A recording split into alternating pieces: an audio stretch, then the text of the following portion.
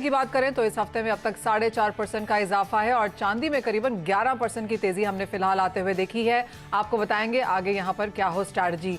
साथ ही साथ एक हल्का सा रिबाउंड कच्चे तेल में भी देखने को मिला है। यहां पर आगे कैसे होगा कारोबार, डॉलर इंडेक्स का कितना असर पड़ेगा कच्चे तेल पे, बताएंगे आपको।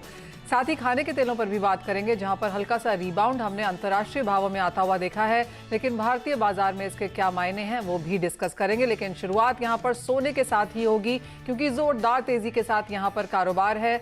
सोना 2.5 महीने के हाईज पे तो चांदी 4.5 महीने के हाईज पर कारोबार करती हुई नजर आई है। आपकी स्क्रीन पे आप देख सकते हैं $1760 प्रति आउंस के ऊपर कारोबार है। भारतीय बाजारों में दूसरे दिन 52,000 के ऊपर सोने में कारोबार। चांदी भी आपकी स्क्रीन पे लेके आना चाहेंगे, क्योंकि $22 ऑलमोस्ट यहां पर अब छूता हुआ नजर आया है। भारतीय बाजारों में करीबन 800 रुपए की तेजी के साथ कारोबार। यहां पर भी जिन स्तरों की बात की जा रही थी कि शायद साल के अंत तक देखने को मिलेंगे, वो स्तर हमने बहुत जल्दी आते हुए देखे हैं।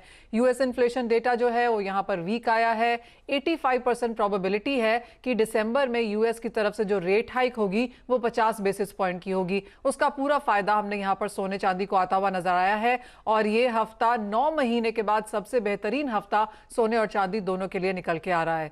हमारे साथ हमारे गेस्ट जुड़ चुके हैं। इंडियन बुलियन ज्वेलर्स एसोसिएशन के सेक्रेटरी सुरेंद्र मेहता हमारे साथ हैं। साथ ही साथ हमारे साथ जुड़े हैं धर्मेश मेहता, रवि दियोरा। हम सबसे सोने चांदी पर ही पहले यहां पर बात करना चाहेंगे।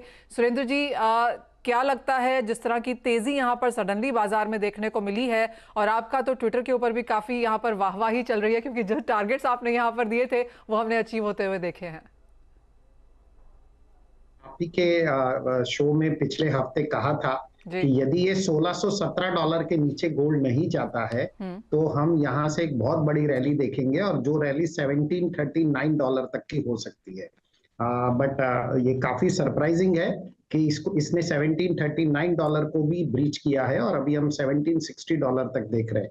और मैं कह दूं, मैं कंटिन्यूस इसको वॉच कर रहा हूं और मुझे रियलाइज हो रहा है कि अभी भी बहुत ही मजबूती पकड़े हुए गोल्ड, जरा भी ऐसा लगता नहीं है कि कहीं पर भी कोई सोना नीचे जाने के कोई आसार नजर आ रहे हैं। मैं आपको इसका जो मेन रीजन है वो हमें समझने की जरूरत है।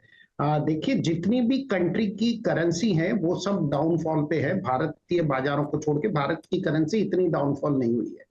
तो जितनी भी सेंट्रल बैंक है वो अपनी करेंसी को दूसरे देशों में शिफ्ट कर रहे हैं, और उन्होंने पहले इसके बदले में डॉलर खरीदा और डॉलर से अपनी करेंसी को हेज करने की कोशिश की, लेकिन उसका उनको कोई बहुत बड़ा फायदा हुआ नहीं। अब हुआ ये कि जैसे जैसे ये फेड के स्टेटमेंट्स आना शुरू हुए तो डॉलर इंडेक्स में भी गिरावट शुरू हुई।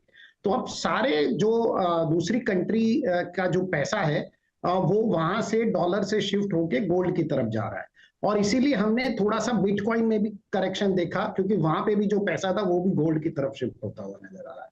तो मुझे लगता नहीं है, और बॉन्ड यील्ड में तो डेफिनेटली गिरावट आई है, तो मुझे लगता है कि ये सिलसिला कंटिन्यू रहेगा, और हमारे पास बहुत चौंकाने वाले आंकड़े अगले 1-2 हफ्ते में आ सकते हैं कि जितनी भी कंट्री के सेंट्रल बैंक्स है उन्होंने बहुत जबरदस्त गोल्ड की बाइंग की है।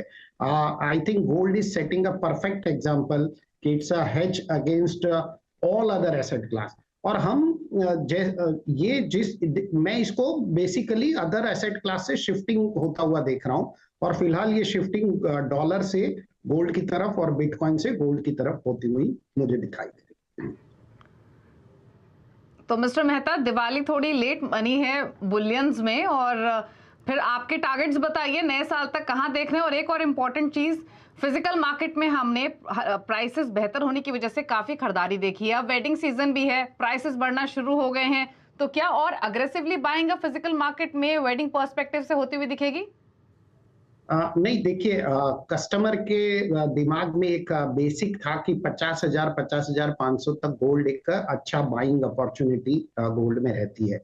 लेकिन जैसे ही ये प्राइस बढ़ते हैं तो बुलियन वालों के लिए और ज्वेलर के लिए तो फायदा होता है, क्योंकि उनके स्टॉक में उसका इजाफा होता है, पैसों का वैल्यूएशन का इजाफा होता है, लेकिन जो सेल होता है वो ड्रॉप होता है।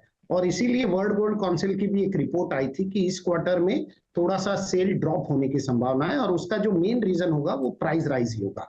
लेकिन अदरवाइज ऐसे कोई भी फैक्टर नहीं है कि जिससे कोई डिमांड के अंदर कमी आए, एक्सेप्ट प्राइस राइज। मुझे इसमें कहीं पर भी कोई कोई भी ड्रॉप होने के चांसेस नजर नहीं आते।